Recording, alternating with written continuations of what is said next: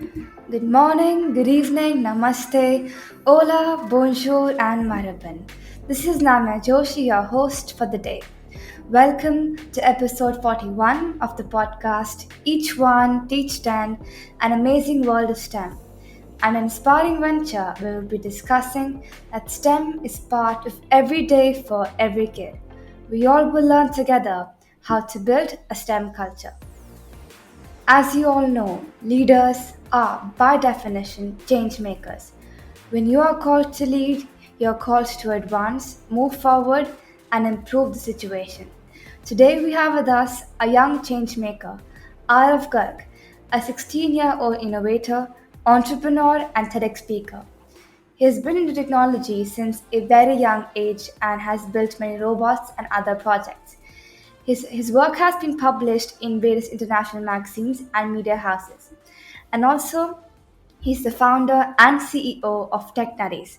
So it's really great to have you here today, Arav. How are you doing today? I'm doing absolutely amazing, Namya. Thank you for that stellar introduction. Has left very little of me to actually speak. But thank you so much for that, and thank you so much for having me. Thank you so much. It's a great opportunity for me to have you here, so let our audience know about how youth change makers can do more. So before we start with anything, we would love to know more about you and the work that you're doing. Awesome. So, as you told, I am 16 years old and I'm an entrepreneur and a TEDx speaker. So, I have a startup called Nuttiez, which basically aims to educate the global youth on technology. So, that is what I do. And I'm also a TEDx speaker. And I've been building robots and working around with technology since a very young age. So, I'm very passionate about technology. And now I'm actually passionate about educating others on technology because I believe that tech is something that's driving us right now and will continue to like do that at an increasing pace in the years to come. So it becomes really important for everyone to actually know about technology, and especially the people who are interested in technology to actually begin early. So that is what I'm doing right now. Yes. That's really great. And I agree upon the point that technology is driving us right now. So it is important to take it forward because, like, the future, like, even right now, the present is all about technology. So if we all together, like, start working upon it since the beginning and go into that field in any way possible, like, it doesn't have to be that if you're a person who's not into technology, you cannot do it in the future. Because nowadays, like, every field is getting linked to technology in every single way. So it's need of the hour, and it is really important that we learn about it and we like know how to incorporate it because like even when it comes to jobs and all, people look on how like tech savvy you are. So I agree with that you need to know about it in any of the other way. Right. So I would love to know from you that how did you develop your interest in robotics or developing apps? Right. So that is actually a very interesting thing to talk about. So when I was in my sixth grade, I was essentially 10 years old, about 10 years at that time. And it was the very first time that we were introduced programming and technology basically in our education, because that's the basic age where you're actually competent to do that. So we were introduced a programming language called Q Basic in our school curriculum. And as soon as that was introduced and we started to learn about a little bit of it, I started to get a very strong inclination towards technology, right? And the things that were taught in the school were not enough for me because they teach you a standard curriculum that is defined for everybody. But as I got that immediate deep interest into it, I felt that it was not enough, and then went to my home, browsed a lot about it on the internet, and started to actually learn more about it, more about programming and other related fields like robotics, AI, machine learning, etc., on the internet through self-learning. So this is how it all began, and then continuing forward after that, as I got better at robotics and technology in general, as I told you, I had learned everything through self-learning from the internet.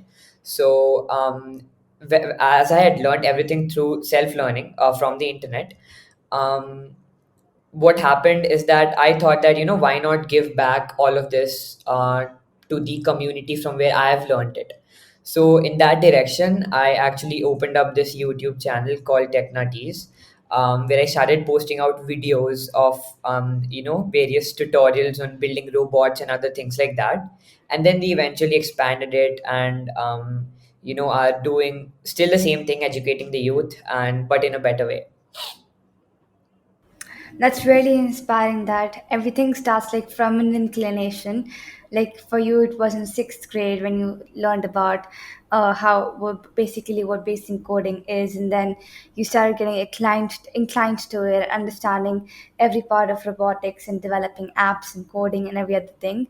And that's how self learning helps us a lot. Like never has to be that you have to keep on going ahead and learn from people, but when you come for self learning, I believe that is the most interesting part, because that's where you tackle the situations, tackle the difficulties on a project that you're working upon, and then solving the issue is the best part, because when you realize what this problem was, when you can solve it, that gives you a feeling of satisfaction. And I completely agree on the point that we have to give back to the community, because in the entire journey of like wherever we've been taking it to, they've always helped us in every single way. So our innovations, like whatever you've been doing, has been able to benefit them, and that's a really good way to give back to the society. Right. So, your brainchild TechNutties aims to educate the youth globally on technology. So, can you apprise our audience more about your venture? Right. So, as I told you, and again, you highlighted it, that it all began from that inclination towards technology. So, I actually, as I told you, put out a few videos and then started to get traction on it. So, one of my first five videos right now has over 100,000 views on YouTube.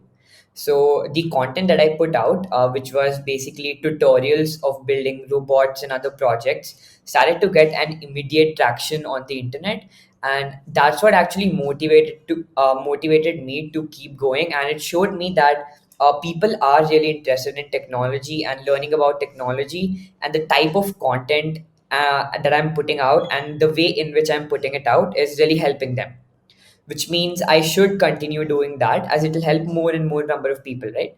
So that is what I did, and going forward with our same vision and mission, that is educating the youth globally on technology. From our YouTube channel, we have now progressed into a fully registered startup. We have around 30 people working on it, making content. We put it out across social media. We have a digital magazine which resides in our own mobile app, again with the same name, TechNutties. And we have a lot of other exciting content in it as well, like articles and quizzes. And if you play those quizzes, you get a lot of exciting rewards as a motivation booster. So we're basically trying to build a community of people, of youngsters majorly, who are interested in technology and who want to kickstart it and just get started with their journey in learning about the new age technologies like robotics, AI, machine learning, and again programming in general. So because the point is, when most of the people in India are anyways going to become engineers and are anyways going to do engineering, right? Why not start it early when you have an interest in that and when you're anyways going to do that?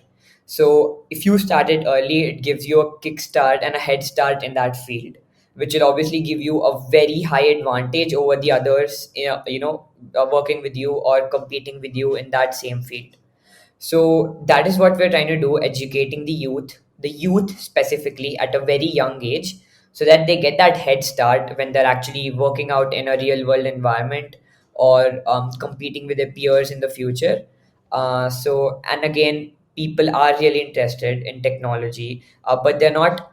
There's so many people who tell you that they want to get started with robotics or AI, but they do not know where to begin with. Or actually, so robotics is such a vast field, right? So what do you begin with? So that is the most important question. So all of these questions are being answered by us, and in a good way, giving them all of the resources that they need to just kickstart their journey. So that's what we've been doing until now. That's really encouraging that we start with putting on videos on YouTube, and then when we get appreciation and we're getting attraction to the videos, like you said, they inspire you to continue more. And that really sounds very great that you have 30 people, and congratulations for that, that you're able to engage other people to come in the same field too. And the point that I mostly agree upon is starting early, because if you have interest in something, then you don't have to wait to like finish school and then you're sitting in a college and thinking about like I could have done this before, or like if I had interest I should have started in back in grade 6 or 8 or whenever possible. So we don't want people to regret that. So that's really great that you're working upon inspiring people and engaging and motivating them to come forward, because as your organization aims to say that educating people, youth especially globally, on technology is important. And that's really great, and it sounds really interesting on how you're able to engage people through quizzes or through ideas on how they can start and how where to start and what could help them. So it sounds really cool. Okay, so I am also like very interested into robotics, and I have read in an interview that robotics is not hard, though it seems so. So if you can try, you can do it. Do you have any thoughts to say about this thing? Because people have the stigma that it is hard, that I can't solve a problem or something in robotics. But if you had to encourage somebody to come forward in the field, what would you say to the person? Right. So, basically, encouragement is something that anyone who has an interest in a field would get from within, right? So, if a person is really passionate about a field, there's very little that can keep him or her, like not getting closer to their dreams, or not getting closer to their passion, or following their passion basically. So if they are really into robotics, and if they're really passionate about it, once they get in there and once they get their journey started, it's all going to be very exciting. So every problem too is going to be exciting, right? Because the whole point is that it's not just coming out as just coming out as winners and just being successful. It's about enjoying that journey of building a robot, or working around with a new technology and facing challenges, facing a lot of challenges. But the whole point and the whole fun for anybody who is interested in these fields is to actually solve that challenge, because that is what will interest them and give them that motivation to keep going. Because if they're not facing challenges, essentially they will not get that satisfaction.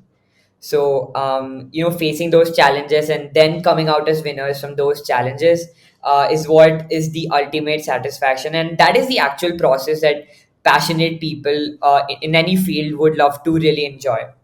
So, in my opinion, if there's any challenge and if you're really passionate about that particular subject, you would be more than willing to face it and pass out in flying colors in that. That's actually significant, because the benefits of working in robotics industry, like I believe, are numerous. Like first of all, you said challenges. Like when you're facing challenges, obviously every challenge has a solution to it. The only thing is how much you're working upon. Like, are you giving a 50%, 25%, or 100%? And then you can also like work with AI, automation, computers, and all. So I think people who love maths and science, it'll be interesting for them to working for robotics and all. So I agree with you with that point. And I'd love to know from you that you're talking about like self-learning and how you started about robotics and all through self-learning. So according to you, what is necessity and importance of self-learning? Right. So, as I told you, I my journey basically began with self learning, and when we were introduced programming for the first time, right? I was really interested and inclined towards technology, and my parents are not from a tech background, though they've supported me in everything that I've done, and I wouldn't be here without their support. But like they are not from a tech background, so I did not actually seek any support from them in learning about technology or learning concepts in coding or robotics. So I the internet was my savior at all points throughout my journey in robotics and in technology in general. So self-learning is something that is really, really beneficial, because when you try to learn things by your own, you explore them at a very deeper level comparatively to another methods. And you would be going into the topics very deeply, instead of someone just superficially telling you about things and just instructing you to learn something, right? Because self-learning would come mostly out of a passion. Like you'll take that pain to learn about something on your own if you're really, really passionate about it and keen about learning it. Only then is it when you're going to take that effort out and take that time out. So if you're doing that, it means you're really passionate about it, and that is the kind of learning that will really help you a lot, because it'll be very effective. It'll be more effective than you being taught topics that you're not even interested in a normal school setup, right? Because you're learning things that you're really passionate about, so it is natural that you will be learning them better. And that is what self-learning is all about. Because and you are doing the whole process, right? You're researching, you're trying to find out the answers to the questions that you have. So all of that is a process that is really enlightening. It makes you way more capable to like face the real world, because after your education, if especially for engineers, after their education, they're going to go out into the world, into the industry or whatever, and their daily life will be a journey of self learning, because coding is something that you cannot learn upfront. You cannot learn it at once. And an engineer's life is all about self-learning till the end. You cannot know everything, right? There's a new technology coming every day, and you need to research about it on your own and try to get to know about it. And you'll be facing problems on a daily basis, and you'll not have a professor ready to answer your questions. So you will need to go out there and search for the answers to your real life problems. So self-learning is actually something that more closely depicts what happens in the real world. So for that reason, self-learning is something that I encourage everyone to follow and is really, really beneficial. It has helped me, so that's what I can tell you. I agree upon that because, like you said, self learning enables you to learn whatever you want and whenever you want and however you want. So you have the ability to drive the learning process, and that'll tend you like it tends to make you more effective than instruction and traditional learning of the school. Because, like you said, if you have a passion about something, and if you're having interest in something, then automatically self learning would come. But if it is a concept that you're not even interested about or you don't even care, then it would just be the sake of getting marks. But when it is your passion, then obviously you would have the hunger to learn how we say it, and like you would keep on learning more and more. And the engineering point, I really love that the life of engineer is properly fully self-learning, because you are exploring your life in every single way. And I would say like everybody's life in every single field is just self-learning, be it of a graphic designer, be it of like a NASA scientist. Everybody is just learning all the time, and then that's what helps you to become a better version of yourself. Right. So my next question for you is, what is your vision for STEM? Right. So that is a very, very vast question. But I'll be putting it down with the thoughts that align with me, right? So basically, STEM is something that is fueling the growth of the world, basically. So STEM comprises of science, technology, engineering, and math. These are some of the most influential topics right now in the world, because they are causing like crazy change. And technology is something, as I told you, is driving us and will continue to do that at a much increasing pace, because humans are looking as they've got to know that we can do almost anything with technology, if not now, maybe in a few years of time, right? So it is possible, and everything is being done by technology, ranging from replacing hearts of people to actually converting the sun's light into energy that we can use.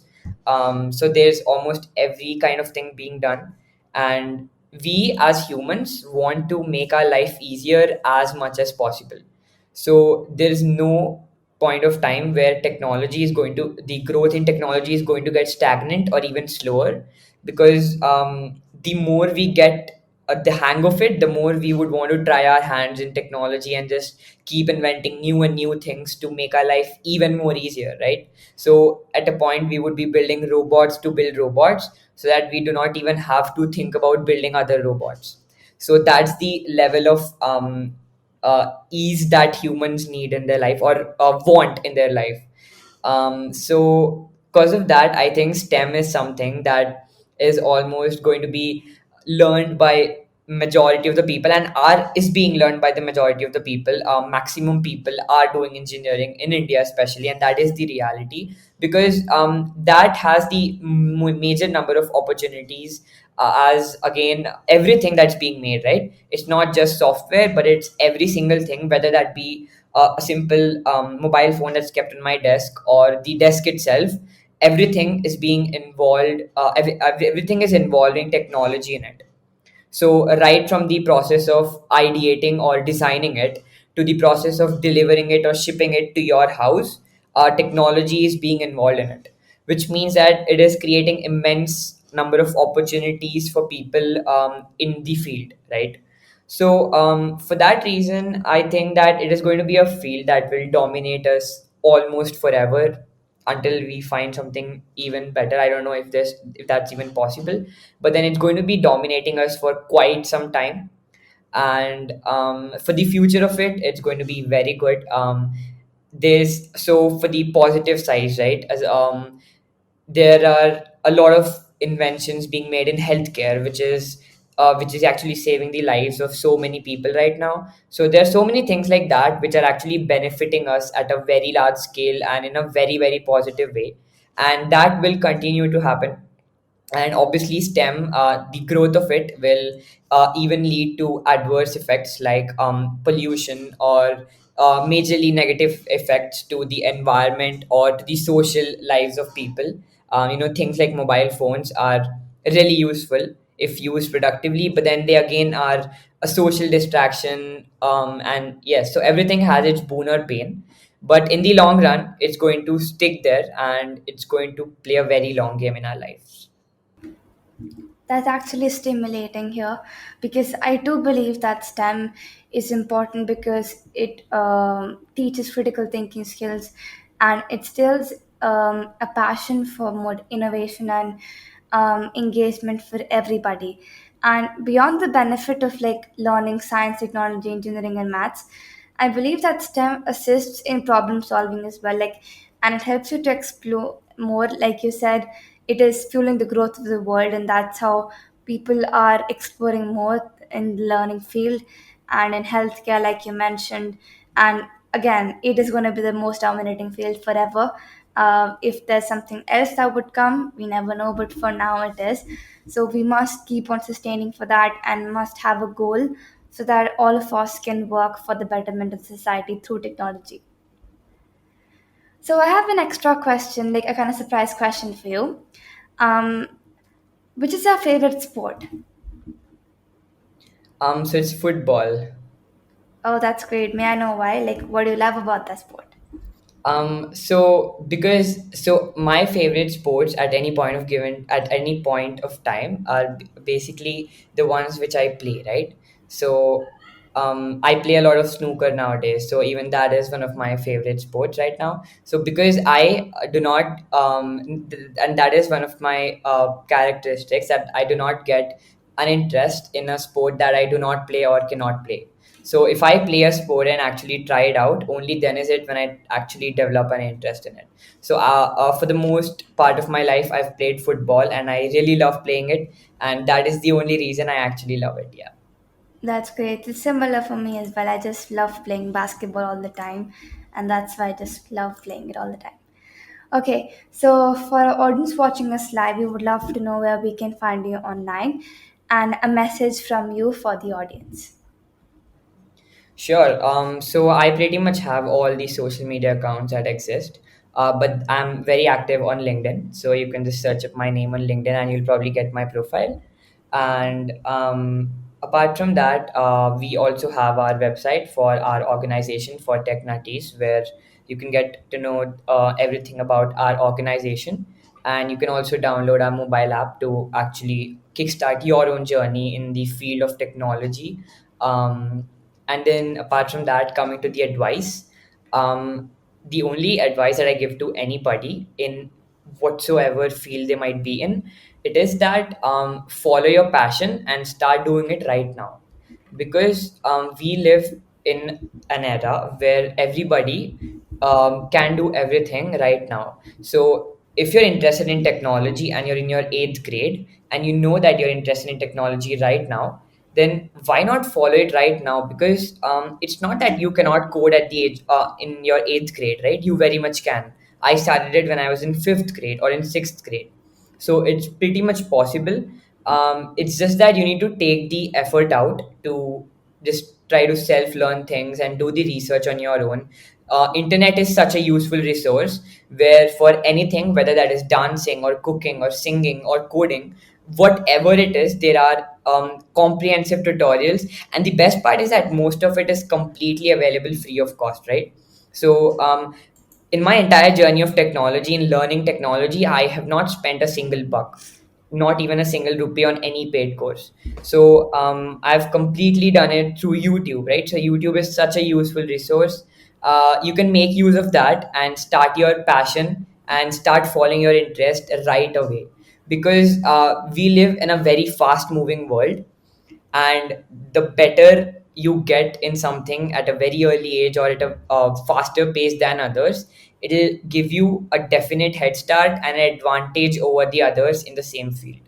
So getting started early and right now is the most important thing, and that is what I would say to anyone out there. And that actually reminds me of this quote that a great leader's courage to fulfill his vision comes from passion, not possession. So it was really great having you today here, Aarav. Thank you so much for your time and telling us all about your journey. It was very lovely to hear and inspirational too. So thank you. Right. So thank you, Thank you so everyone. much. You're welcome. I'm really grateful that you joined us today. Thank you, Namya. Thank you for having me. Have a great day. You too. So thank you everyone for listening to this episode. I'll see you in the next one. Till then, each one, teach 10. Have a nice day.